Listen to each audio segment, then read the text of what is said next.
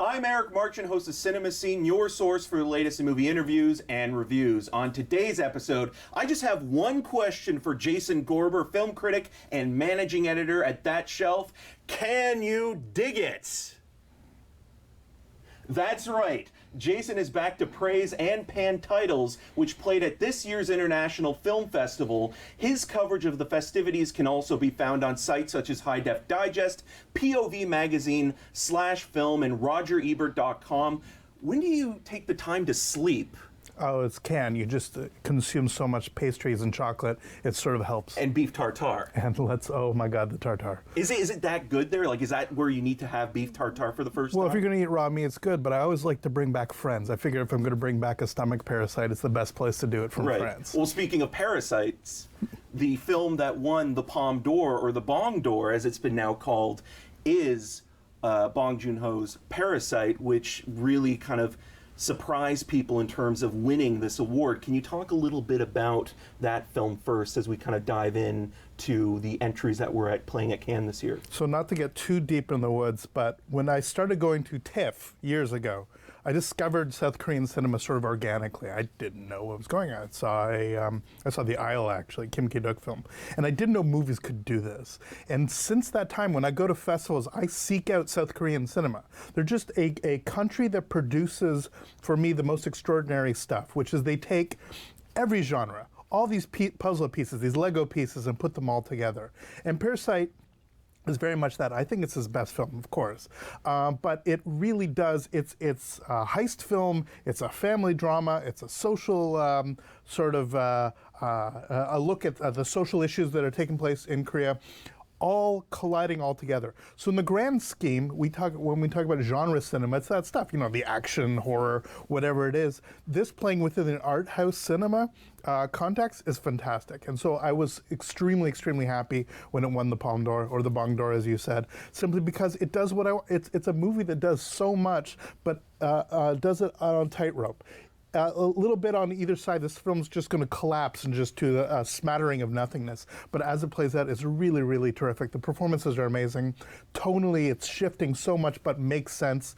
It's really, really tremendous. And it actually speaks to something that I think is taking place within cinema and even on television very much now. So people are finally realizing that going one way or the other is a little bit boring. But if you can collide all these things, if you can take these elements of horror and comedy and put them in at the same time, social drama and silliness, and put them in the same time, then you get something truly extraordinary. Yeah, and he's done that with his entire career, from Snowpiercer to The Host, which was kind of his big international breakthrough back in 2006. Yeah. And then Midnight even Madness. Yeah, and then Mother, and you all, like you said it perfectly, it is a tightrope where, Korean cinema isn't afraid to go from one extreme to another, but embrace different genres and actually mix it up and turn it into something new. So often these films try to do this from all over the world, and they don't care about audience. It's all about the director throwing in these things that he or she wants, and we're supposed to go along for the ride. What's extraordinary about this is these are very audience-friendly films. They're accessible, but they're also artistically ambitious. And the fact that it can do that it can be something that's entertaining, God forbid, we have a film that wins the Palme d'Or that's entertaining and extraordinary and beautiful and artistic, it's definitely worth something celebrating.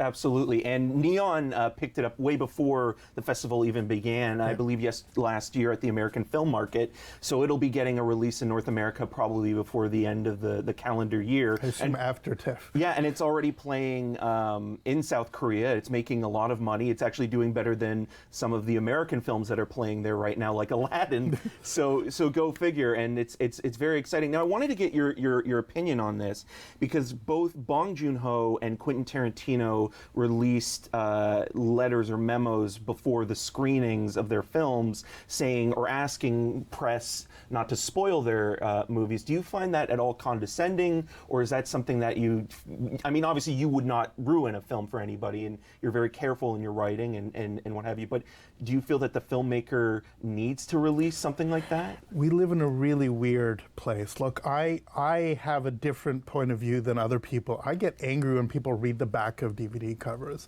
I write my reviews either for the person who's already seen the film or to engage in a conversation that actually dances around the plot points. One of the main reasons I go to festivals in the first place is so that I can, in an unspoiled way, taking in a film without expectations. It's for me, who loves narrative, it's one of the pure things you can get, being surprised by the story.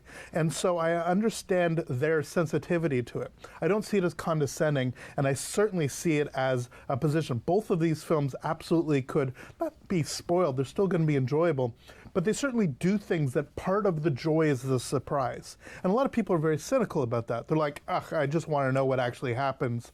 And so that when it finally happens, they can say, oh, I saw this happening. Like, it's this weird sort of notion about that. Or some people, I mean, it's found. I mean, this is what, we talk about how trailers give everything away. Trailers always gave everything away. Right. I mean, there's all kinds of metrics that show people are much more comfortable about things that they already know about, that they go in with the expectations already in place. This is why people sort of absorb and love trailers that sort of give them the rough idea so that they don't feel that the work is in front of them. I love this. I mean, it's my thing that I love being surprised and being taken on a ride. I think is going in one direction and goes in the other. So I take your point that it seems a little bit infantilizing to journalists. Unfortunately, we live in an environment where people would actually actively go out of their way to talk about the main, these are twists, but these are very fundamental to both these films about how the narrative sort of shifts. And to give it away to audiences that don't have an opportunity to see that in the first place, I think is unfortunate. Yeah, and with Tarantino's movie, we should mention that we're talking about Once Upon a Time in Hollywood, which takes place in 1969 in Hollywood around the time of the Manson murders. And the reason why I find this really interesting is because in the past, Tarantino has never been afraid to, have his screenplay leak. I mean, in Glorious Bastards, he was always saying, it's not, the ending, it's the journey. And when you see the movie, it's a different experience than reading the script. But since The Hateful Eight and since that original leak with that movie, he's been very guarded. And specifically with that film, which I know you loved, you had a review on High Def Digest and slash film. And that show got crazy. But so my great Cannes day was seeing the Tarantino immediately followed by Parasite. It was ridiculous. I left that theater that day. I saw Gael Garcia Bernal's directorial film, and it was terrible, and I actually blocked out that I saw it. But those two films back to back, I left the Palais at the Cannes. I'm like, oh my God, why can't every day be like this? Once Upon a Time in Hollywood may be Tarantino's greatest film. Well, that's also saying something. It's also all his films. It really is. One of the conversations I had with him at the press conference was about this. Which you can see online as well. This is his ninth film, and really this has elements of all eight in a way that he hasn't done many times before. And because of that, because of how it's all structured, it's not a surprise what happens if you've been paying attention, but it's pleasurable to see how he messes with that world. And that's, I think, what he's going for. It's not that the film can be spoiled, that there's one plot point that if you know this, suddenly the film doesn't work. It's not like Sixth Sense. I think Sixth Sense is a terrible movie and then has a twist and becomes a worse movie. I'm a minority on that, but right. I'll simply throw that out there. M. Night does this all the time. It's like it's a pretty mediocre film and then something happens and it becomes even more sort of complicated. That's a film that sort of rests on a little trick. This is not that, but it is a film that the less you know about it, the more you can be swayed about how it plays with history, how its dynamic is fluid, and that's very interesting. And I wrote thousands of words about this film. You can talk about this film without telling them this is what happens. As an audience member, myself, I respect the ability to go in as cold as possible, but to still be excited about it. I can tell you this film's great. It does really interesting things. It has incredible performances. It is a real fascinating look into the mind of not only the creator, but also the performers. And more importantly, and this is a bold thing that I'll say here, I think the film in some ways is smarter than this director. Tarantino's greatest attribute is to take these pieces, again, from other films and put them in together. Sometimes these pieces are from films greater than he's even done. And so if you have something that's even smarter than the director, all these pieces themselves result in a film which is absolutely tremendous, probably better than he would have done if he wasn't sort of riffing on things that other people have done. It's a complicated idea, but it just sort of gives an idea about how what Tarantino does for our generation is take all these different aspects of cinema history and sort of presents them as a love letter. That's really what this is. Once Upon a Time in Hollywood truly is the culmination of everything that he loves about classic cinema and modern, sort of postmodern twists on it. All right, well, we have to go to a break, but we will return and talk a little bit more about Once Upon a Time in Hollywood and more Cannes titles.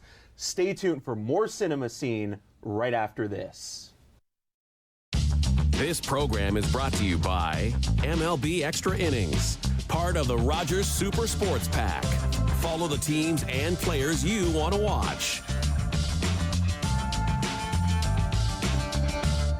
It was John's graduation. We were so proud. We all got together for a picnic. That's when we heard coming from the radio. So we stopped and we listened. It helped us get to safety. That's why when I think of John, because now he has a real future to look forward to.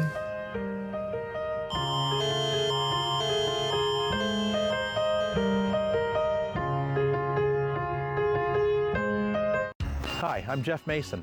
Do you love gardening? Do you want to learn how to turn your garden into a beautiful oasis? Join us each week on Let's Get Growing, only on Rogers TV.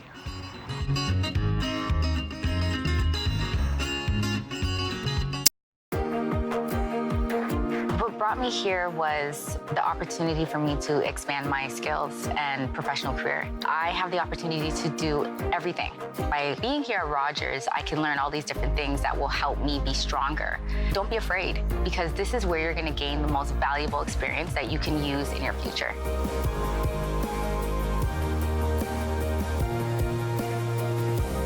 My name is Stacey McLean, and I'm a volunteer here at Rogers TV.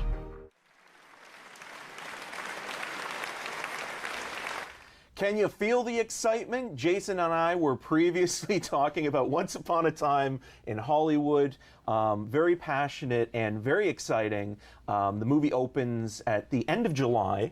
Sony will be releasing it then. One last question about the movie, and I wanted to get your thoughts on this, is that Tarantino has been debating whether or not to re-edit the movie to add additional scenes in the film. Do you think that he should add scenes in, or do you think that it's perfect the way it is? Now, again, weirdly, this sounds super narcissistic, but weirdly that also came out in part of the conversation, or the question I had for him at the press conference, where he talked about specific scenes, and you could see him light up when he was remembering what he had cut out. And I think he realized, because of the response, that once you're committed to 3 hours, what's 3:10? Right? It's like you're already over that hurdle. And I know the scenes that he's talking about putting in, I don't think that they're necessary, but I think that they're fun. And I think that so many of his films are that. They're not necessary, that they're fun. There's a certain sort of tightness, even at 3 hours now. I would rather he leaves those as DVD extras rather than putting them in, but knowing some of the scenes that he's talking about. But nonetheless, if he does, it's certainly not going to make the film worse. And are you going to see it again before it opens this July? Oh, I mean, I had to do so much processing after only seeing it once. I tried to see it actually again at Cannes, which is relatively rare. But there's so much going on, and there's so much anticipation that sometimes you just need a little bit, a second time to see it through. I look forward to seeing it multiple times to actually see how it plays out. When I talk about it being maybe his greatest film, it's because it's all films. I mean, I love Jackie Brown so very much. Reservoir Dogs is one of the reasons I got into doing what I do. His films have really helped. Many of his films have really helped shape who I am as a film lover.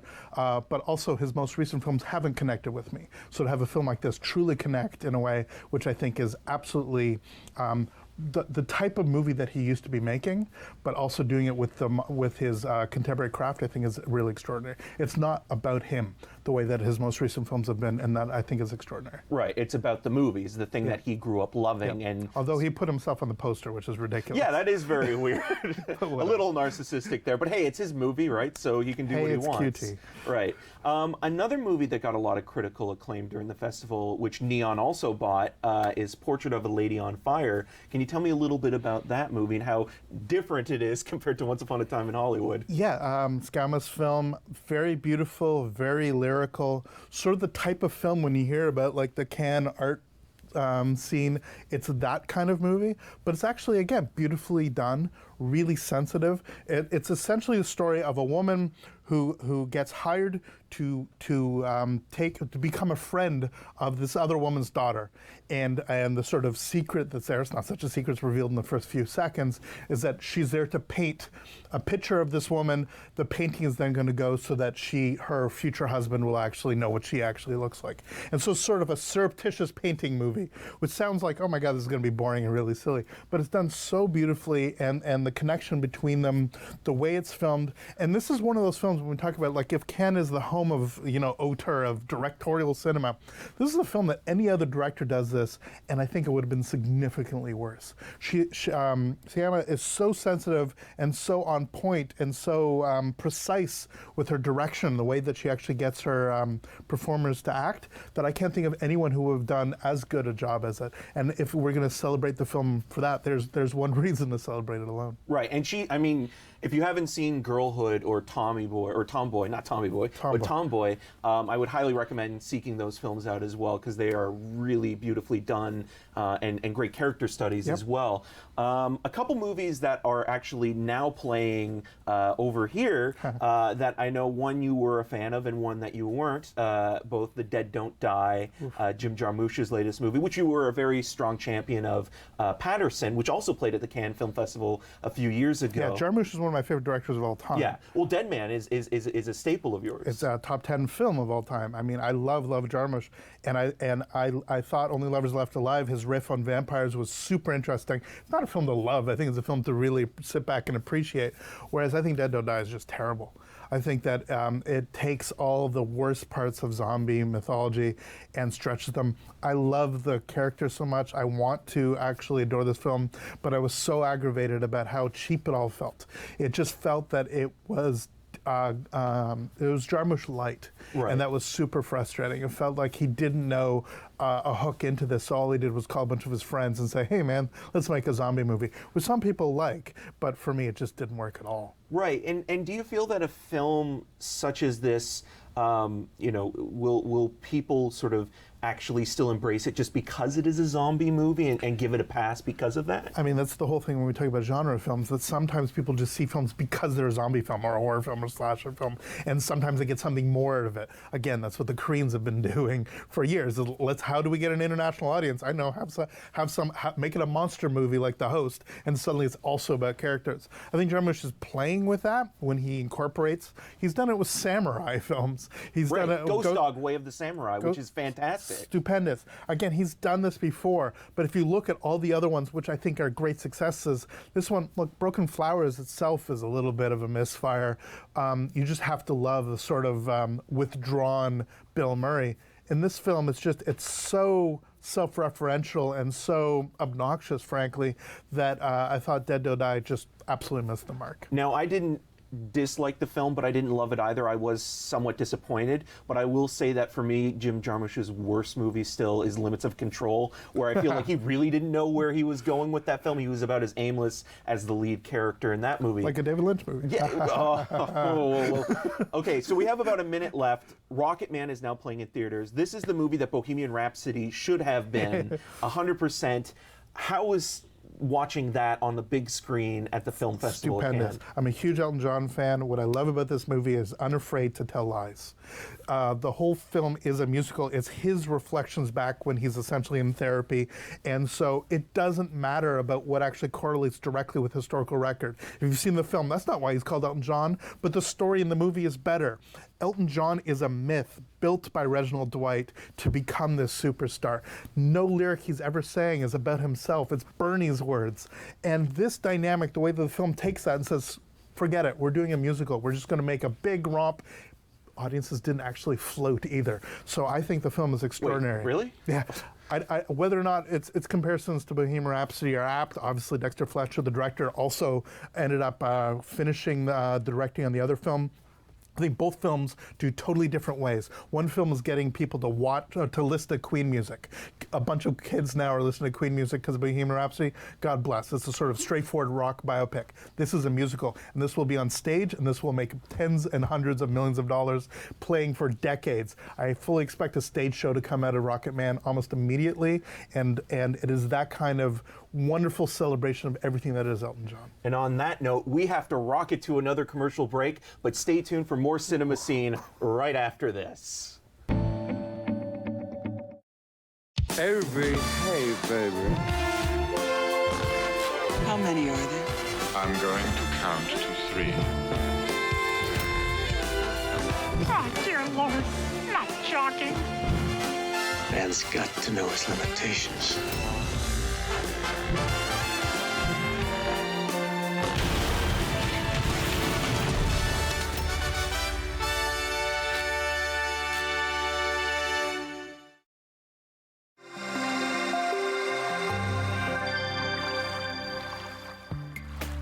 To paddle a kayak effectively, you need to use your body efficiently, and the key is good posture. Sit up straight and relax your shoulders. Your torso will do most of the work. Your arms and shoulders are there to transmit the power to the paddle. Make sure that you have plenty of torso rotation, and be careful not to bend your wrists to reduce the chance of straining them. Hi everybody, I'm Daniel Escolano. And I'm Maureen Brown. And we are back for another season of Maureen's Caribbean Cuisine. This is gonna smell really nice. Okay, I'm telling you. Yes. All we need to do is rub it together. Okay. Or if you want to be fancy, you can just do it like that.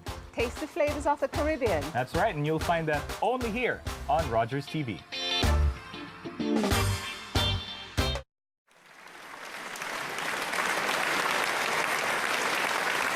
Yarr! Robert Eggers follows up his critically acclaimed debut, The Witch, with a salty sea tale starring Willem Dafoe and future Caped Crusader Robert Pattinson, or is it Battinson or Patman, as they tend to the Lighthouse. Now, this movie didn't actually play in competition. This played outside of competition, right? Yeah, it can super complicated. There's kind of 3 festivals, and it was in one of the other sort of sub-festivals.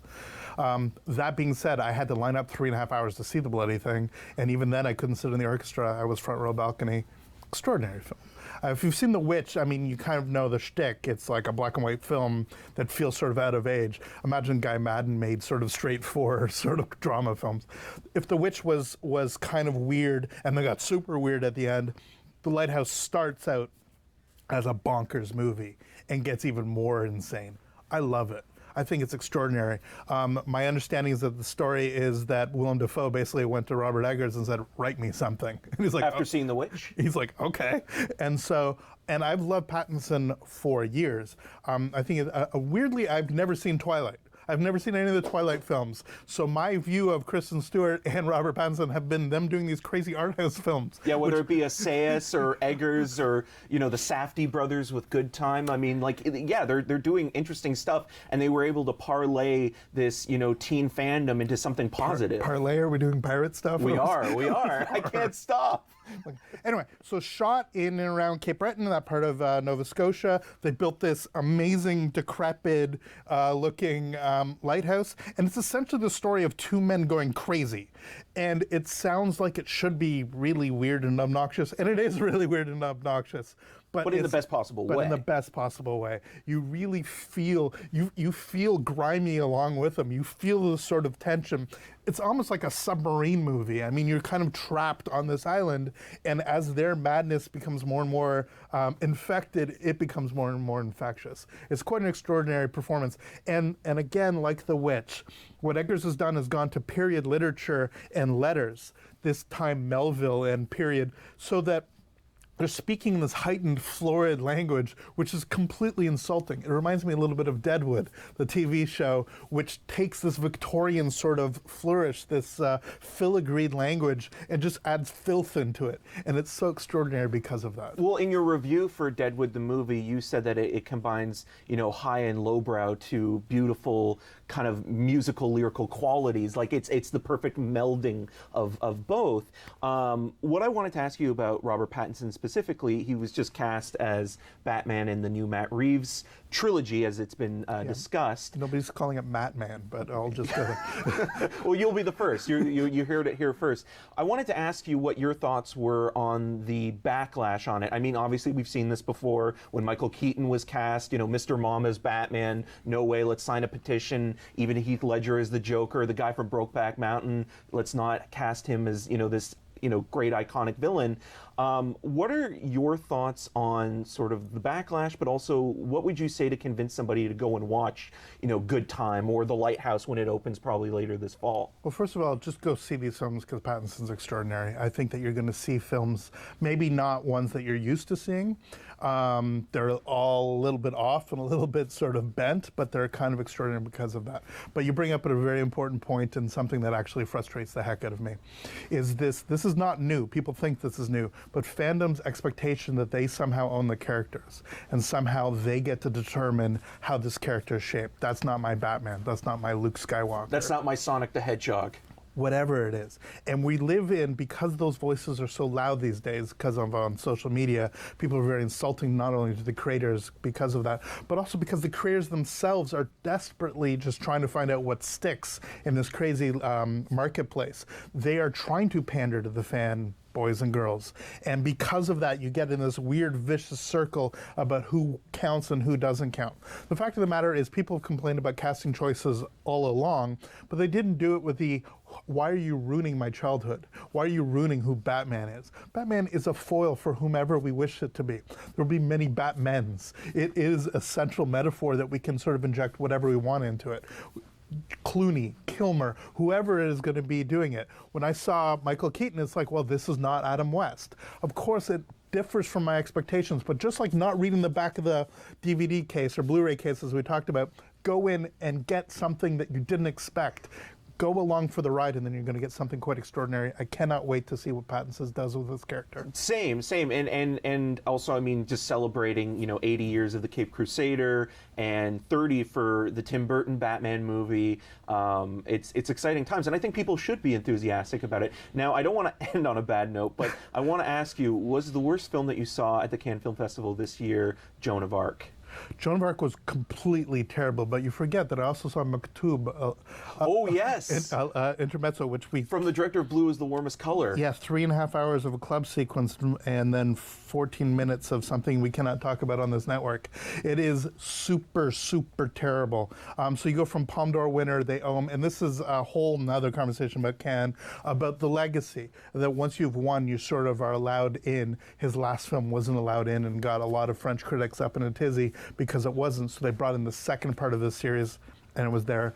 Joan of Arc, that's again a second film in a sequence, ostensibly meant to be musical, just interminable, just terrible. But this is what you get. You go in not knowing what you're going to see, and sometimes you're going to see something which is the worst film you've ever seen in your life. But occasionally you see something that's going to completely surprise you. Be open to it. It's like love, it's like life, it's like friendships. Just go in, and sometimes if a film moves you up or down, it's something that's truly extraordinary. And I think that's a perfect place to stop. Jason, thank you so much for taking the time just to share the surface of your Cannes experiences of 2019. That's a wrap. I'd like to thank all the volunteers who make this show possible, producer Judy Kalo and Monsieur Lai. For more interviews and reviews, head to rogerstv.com/cinemascene. I'm Eric Marchin. Thank you for watching. Au revoir. Call the Rogers TV viewer response line, email us, or connect with us on social media.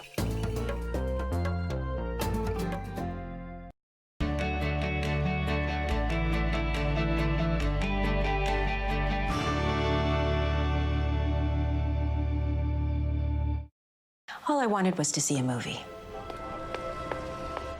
One down, please. I can't sell downstairs tickets to you people. How dare they? I could afford to buy the more expensive ticket. I run my own business. But they refused to take my money.